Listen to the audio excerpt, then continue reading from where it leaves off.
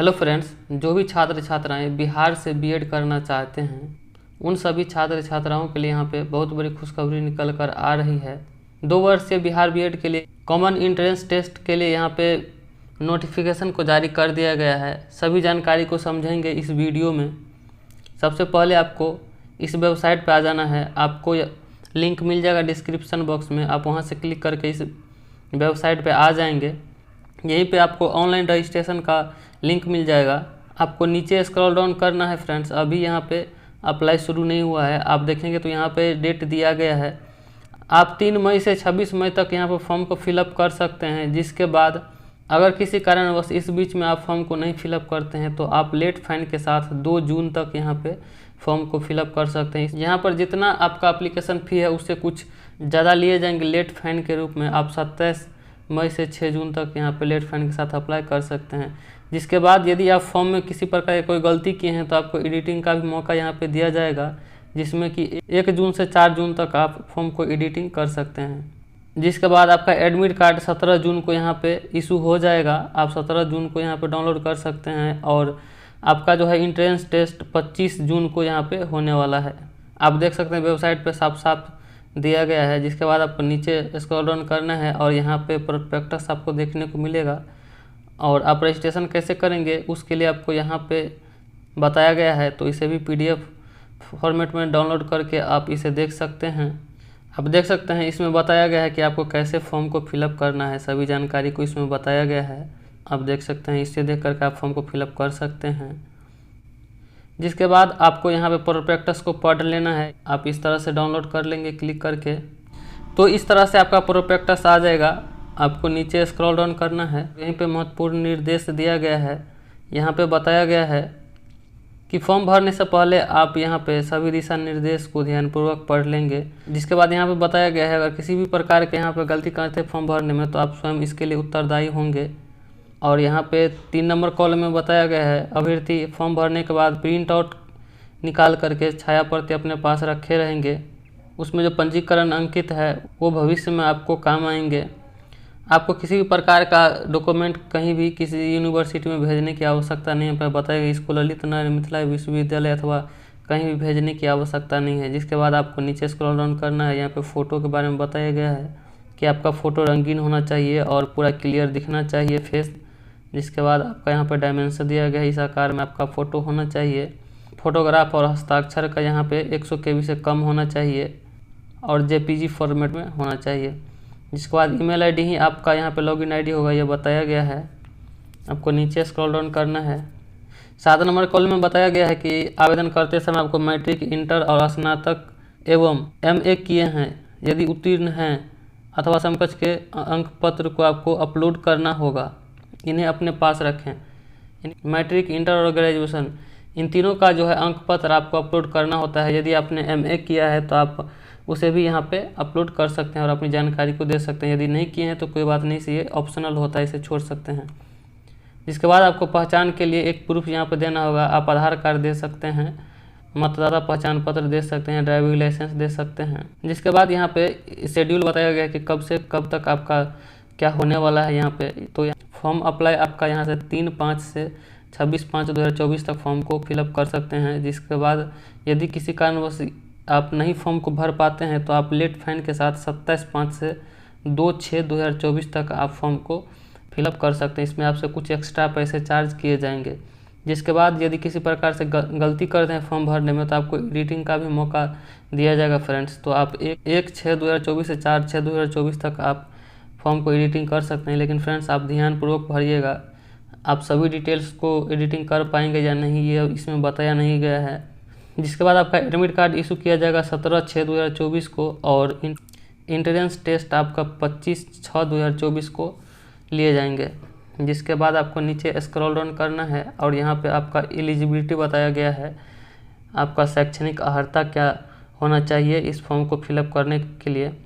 तो यहाँ पे बताया गया है 2 वर्षीय बीएड प्रवेश परीक्षा में वैसे अभ्यर्थी सम्मिलित हो सकते हैं जो विज्ञान, सामाजिक विज्ञान, मानविकी, वाणिज्य में स्नातक अथवा स्नातकोत्तर में कम से कम 50% अंक या BE BTech में विज्ञान और गणित के में विशेषज्ञता के साथ कम से कम 55 % अथवा इनके समतुल्य कोई अन्य योग्यता।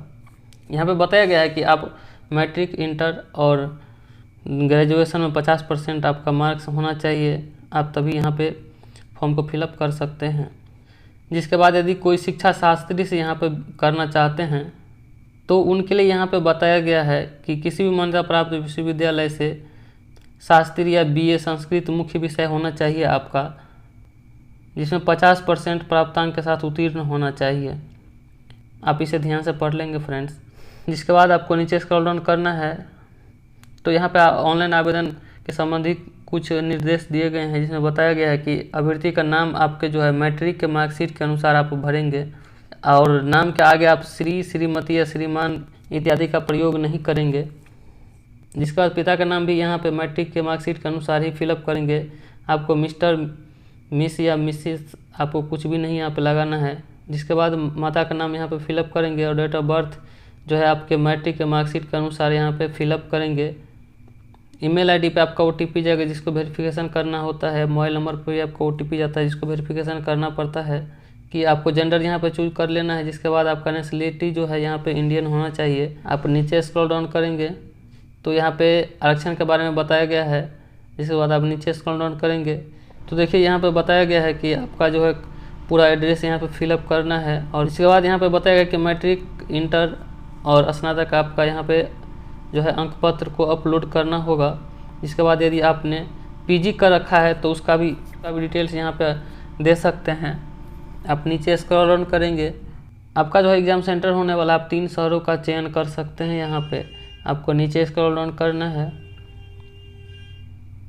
तो देख सकते हैं यहाँ पे बताया गया है कि कहाँ कहाँ पे सेंटर बनाया गया है। तो आरा, भागलपुर, छपरा, दरभंगा, गया, हाजीपुर, मधेपुरा, मुंगेर, मुजफ्फरपुर, पटना और पूर्णिया, इतने जगह पे यहाँ पे सेंटर बनाया गया है। इसमें से आप 3 को चुन सकते हैं, 3 सेंटर को। इसके बाद आपका नीचे स्क्रॉल डाउन करना है कि तो यहाँ पे बताया गया है कि किस सब्जेक्ट से कितना क्वेश्चन पूछे जाएंगे और कितने मार्क का होगा। यहाँ पे 120 अंक का आपका एग्ज़ाम होने वाला है जो कि ऑफलाइन होता है। OMR सीट पे आपका एग्ज़ाम होगा और प्रत्येक क्वेश्चन के लिए आपका 1 अंक यहाँ पे दिए जाएंगे। आपको यहाँ पे निगेटिव मार्किंग नहीं रखा गया है। आपको नीचे स्क्रॉल डाउन करना है तो यहाँ पे आपका जो है उत्तीर्ण हेतु न्यूनतम मार्क के बारे में बताया गया कि आप कितने मार्क्स पे यहाँ पे उत्तीर्ण हो सकते हैं। तो जनरल कैटेगरी के लिए यहाँ पे 35%, तदनुसार 42%, यानी 120 अंक का यहाँ पे एग्ज़ाम होने वाला है आपका। तो 42 अंक कम से कम आपको आना चाहिए क्वालिफाई होने के लिए। लेकिन फ्रेंड्स आप जितना ज़्यादा से ज़्यादा लाएंगे आपको सरकारी BEd कॉलेज यहाँ पे मिलने का अधिक चांस होता है, क्योंकि कट ऑफ जो है यहाँ पे बहुत हाई जाता है, कंपटीशन बहुत ज़्यादा है फ्रेंड्स।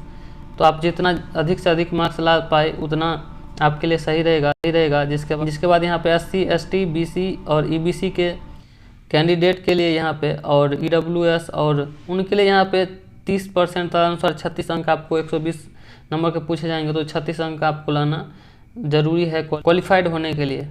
जिसके बाद आप नीचे स्क्रॉल डाउन करेंगे, आपको यहाँ पे शुल्क के बारे में बताया गया है। तो यहाँ पे जनरल कैटेगरी के जो भी हैं अनरिजर्व, उनको यहाँ पे 1000 रुपये यहाँ पे प्रवेश परीक्षा का शुल्क देना होगा। जिसके बाद यहाँ पे दिव्यांग, पिछड़ा वर्ग, अति पिछड़ा वर्ग, महिला और EWS श्रेणी के लिए यहाँ पे 750 रुपये रखा गया है। जिसके बाद SC, ST कैटेगरी के छात्राओं के लिए यहाँ पे 500 रुपये रखा गया है। और सभी शुल्क केवल यहाँ पे ऑनलाइन माध्यम से ही लिए जाएंगे। जिसके बाद बताया गया है कि जमा किए गए राशि यहाँ पे आपका वापस नहीं किए जाएंगे। जिसके बाद आपको नीचे स्क्रॉल डाउन करना है, यहाँ पे बताया गया है कि किस तरह से आप फॉर्म को फिलअप कर सकते हैं। तो फ्रेंड्स जैसे ही आवेदन शुरू होगा मैं एक वीडियो लेके आऊँगा, उस वीडियो में आपको फुल डिटेल में बता दूँगा कि कैसे आपको फॉर्म को फिलअप करना है। आपको नीचे स्क्रॉल डाउन करना है, यहाँ पे यही विधि बताया गया है कि आप कैसे फॉर्म को फिलअप करेंगे और क्या क्या आपका डॉक्यूमेंट लगने वाला है।